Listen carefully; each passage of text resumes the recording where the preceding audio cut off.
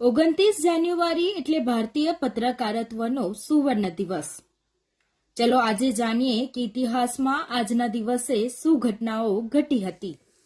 29 જાન્યુઆરી ભારતીય પત્રકારત્વમાં એક વિશેષ દિવસ તરીકે ઉજવવામાં આવે છે। આ જ દિવસે 1780માં દેશના પ્રથમ અખબાર હિકી દ્વારા બંગાળ ગેઝેટનું પ્રકાશન કલકત્તા જનરલ એડવર્ટાઇઝથી શરૂ કરવામાં આવ્યું હતું। આજે વાંચકો માટે સમાચાર પત્ર, રેડિયો, ટેલિવિઝન અને સોશિયલ મીડિયા જેવા ઘણા માધ્યમો ઉપલબ્ધ છે, જેમાં સમાચાર વાંચી કે સાંભળી શકે છે। ભારતમાં છેલ્લા ઘણા વર્ષમાં મીડિયામાં ઘણી ક્રાંતિ આવી છે। રાષ્ટ્રીય અખબારોનું સ્થાન સ્થાનિક અખબારોએ લીધું હતું, તો ટીવી ચેનલોનો વ્યાપ સીમાડા વટાવી ચૂક્યું છે।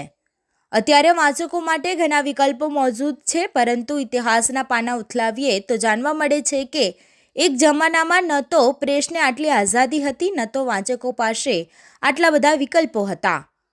ભારતનું પહેલું અખબાર 29 જાન્યુઆરી 1780ના રોજ પ્રકાશિત થયું હતું। હિકીના બંગાળ ગેઝેટ મૂળ કલકત્તા જનરલ એડવર્ટાઇઝે ઇંગ્લિશ ભાષાનું 4 પાનાનું સાપ્તાહિક અખબાર હતું, જે કલકત્તામાં પ્રકાશિત થયું હતું। તે પછી કલકત્તા બ્રિટિશ ભારતની રાજધાની હતી।